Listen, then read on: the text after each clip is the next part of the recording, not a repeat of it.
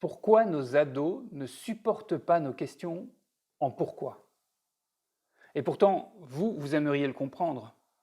Pourquoi il a décidé de passer son permis en filière libre?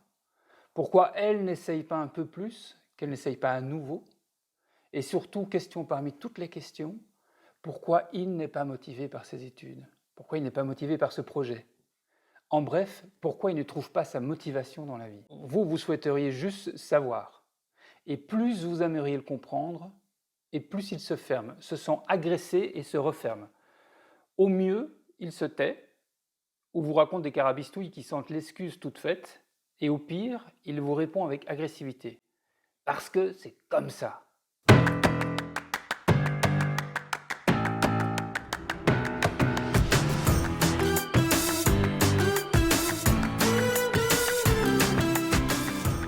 Ça pourrait ressembler à un simple couac de communication. Pourtant, vous et moi, nous le sentons confusément, il y a d'autres conséquences. Alors que vous souhaitez le comprendre pour éventuellement lui donner un coup de main, l'aider à assumer, à réussir, à devenir le meilleur de lui-même, lui, il se braque, s'emmure dans une définition qui est finalement dévalorisante de lui-même. Pourquoi tu n'essayes pas encore? Parce que ça ne sert à rien, je ne suis pas cap, et puis c'est tout. Pourquoi tu n'es pas motivé? Parce que je suis comme ça. Nous voulons l'aider, et il se met à douter, à refuser, et même à nier ses potentiels. Non seulement notre lien s'altère, mais sa confiance en lui aussi s'abîme. C'est juste l'opposé de nos objectifs. Dans cette vidéo, nous allons aborder les pièges du pourquoi, en particulier face à un ado. Surtout, nous chercherons à comprendre la mécanique en œuvre et nous en déduirons quelques astuces pour tourner ces pièges en des outils efficaces, à la fois pour préserver notre relation et aider notre ado à grandir. Le premier des pièges vient de la double définition de pourquoi. Pour résumer, pourquoi a deux définitions contraires. La première, pourquoi veut dire pour quelle raison, et la deuxième, elle veut dire pour quel objectif. Pour quelle raison veux-tu passer ton permis en filière libre? Parce que tous mes copains le font, c'est plus simple. Pour quel objectif veux-tu passer ton permis en filière libre? Pour en disposer plus vite, pour rester dans le coup avec mes copains, pour partager avec eux sur ce que nous apprenons. Dans cette vidéo, je vous propose 3 solutions concrètes pour déjouer ce premier piège dû à la double définition de pourquoi. Le deuxième piège est nettement plus pointu. En fait, les réponses à un pourquoi sont de 4 natures très différentes. Pourquoi es-tu rentré en retard? Première réponse possible, parce que j'ai raté le bus. Ça résonne comme une justification, une excuse. Elle s'appuie sur des références externes à soi. Le bus, c'est un sujet que tous connaissent. Deuxième nature de réponse, parce que je m'amusais et que je n'ai pas regardé l'heure à temps. C'est une explication cette fois, et la référence est interne. Je m'amusais, je n'ai pas regardé l'heure. Avant de parler des deux autres natures de réponse, constatons ensemble que cette première réponse, le bus, offre le bénéfice de se dédouaner, de se déresponsabiliser. Tandis que la deuxième est nettement plus exposante, plus risquée. D'ailleurs, avouons-le, avec une réponse du style « je m'amusais trop », quelle aurait été notre réaction? Du coup, peut-on vraiment en vouloir à notre ado qui aura l'intelligence de minimiser les risques en utilisant des justifications un peu bidons?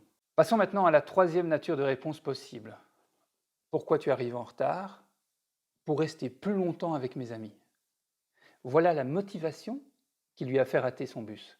Cette réponse est probablement pour lui nettement plus intéressante. Il réalise qu'il a posé un choix, qu'il a choisi de rester plus longtemps, et c'est la première étape, et probablement la meilleure, pour devenir plus responsable. La quatrième réponse possible recherche le sens, pour donner plus de place à mes amis, dans ma vie, ou plus confrontant encore, pour respecter les règles que je choisis et non celles qu'on m'impose.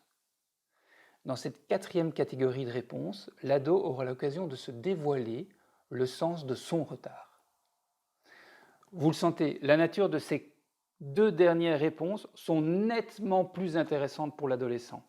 Eh bien oui, en fait, l'adolescence est une période pendant laquelle l'enfant se cherche l'adulte qu'il veut devenir.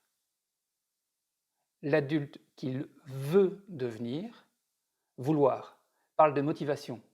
Il a besoin de comprendre ce qui le motive, ce qui le meut. L'adulte qu'il veut devenir parle de sens.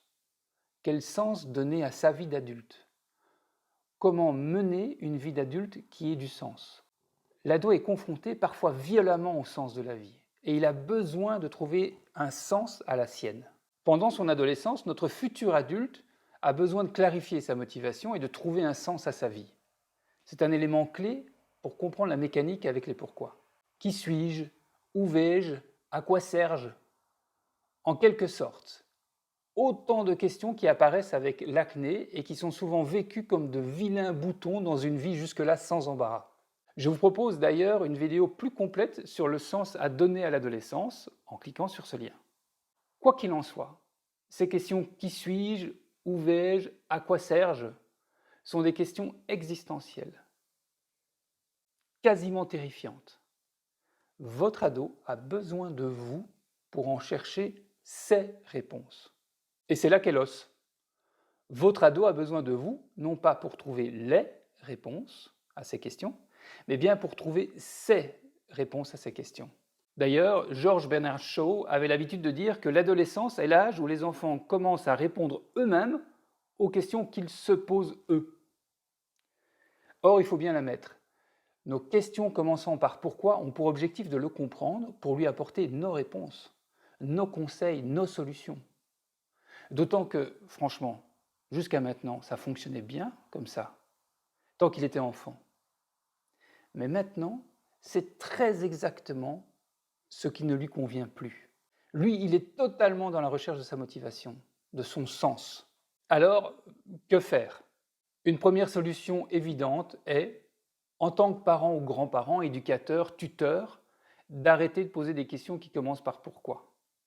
Une autre approche plus riche revient à lui expliquer les 4 natures des réponses au pourquoi et de lui proposer dorénavant de répondre systématiquement par pour à chaque question qui commence par pourquoi qu'on lui pose, en recherchant volontairement la motivation ou le sens dans ses réponses. Vous le verrez, passer ce type de contrat enrichit incroyablement la relation, à condition bien sûr qu'il accepte de jouer le jeu. La dernière astuce est de changer l'objectif de votre curiosité, le focus de votre curiosité. Ne plus chercher à le comprendre, au contraire, l'aider à se comprendre. Ne plus rechercher l'enfant que vous avez connu, mais être curieux de l'adulte qui est en train de devenir. Cette attitude change l'objet de vos questions, mais le focus sur ce qui sera différent, ce qui devient possible. Alors imaginez quelques instants ce que ça peut donner avec un cas concret. Votre ado vous parle d'arrêter une activité, le piano par exemple, qu'il pratique pourtant depuis ses 6 ans. Si vous ne prêtez pas attention à vos questions et que vous faites comme d'habitude, pourquoi veux-tu arrêter? Vous risquez d'obtenir une réponse du type « parce que j'en ai marre, parce que le prof est vraiment trop pénible, parce que… » Mesurez comme ces réponses sont peu enrichissantes pour lui, et même pour vous. Parce que même si c'est vrai que le prof est trop pénible, qu'est-ce que vous pourrez y faire? Alors, à la place, si vous avez décidé d'arrêter les pourquoi en cherchant la motivation et le sens, et même en étant prêt à être surpris par sa réponse, par l'adulte qu'il est en train de devenir. Ok, tu vas arrêter ton piano, sur quoi d'autre souhaites-tu t'investir? Qu'est-ce que ça pourra t'apporter? Comment éviter de regretter cette décision, d'arrêter ton piano, dans 3 ans? Vous voyez la différence de type de réponse que vous pouvez obtenir? Maintenant, si vous avez passé un contrat stipulant que les questions en pourquoi l'invitent en fait à des réponses en pour. Pourquoi abandonner maintenant? Vérifiez. Avec cette question, il devra trouver une réponse qui lui sera utile à lui.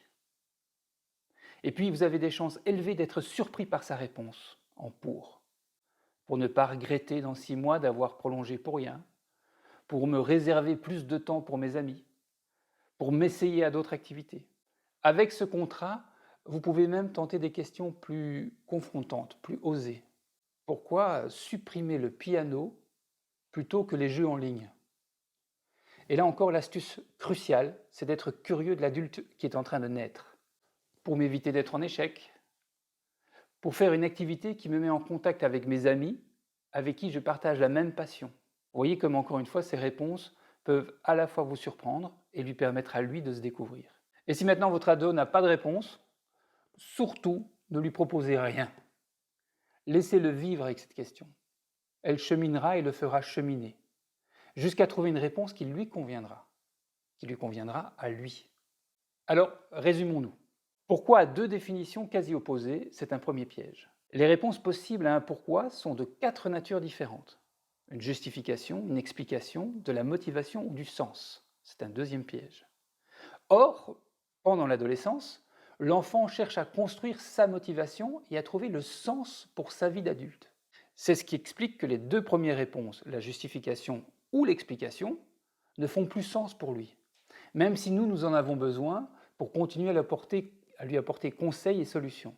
Si l'ado n'a plus besoin de nos solutions, il a plus que jamais besoin de nos questions pour l'aider à trouver ses propres réponses sur sa motivation et sur son sens. En changeant notre mode de questionnement, en supprimant les pourquoi, ou en convenant avec notre ado d'un contrat pour qu'il réponde dorénavant par pour à toutes nos questions qui commencent par pourquoi, nous modifierons notre curiosité, prêt à découvrir l'adulte qu'il est en train de devenir.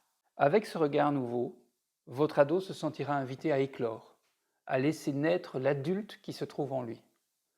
Il vous considérera, vous et vos questions, comme un partenaire pour cheminer, pour progresser et se découvrir. Si vous avez apprécié cette vidéo, n'hésitez pas à la liker ou à la partager. Et surtout, laissez en message les résultats des tentatives que vous menez de votre côté ou les questions que vous aimeriez aborder. Je vous souhaite une très belle journée.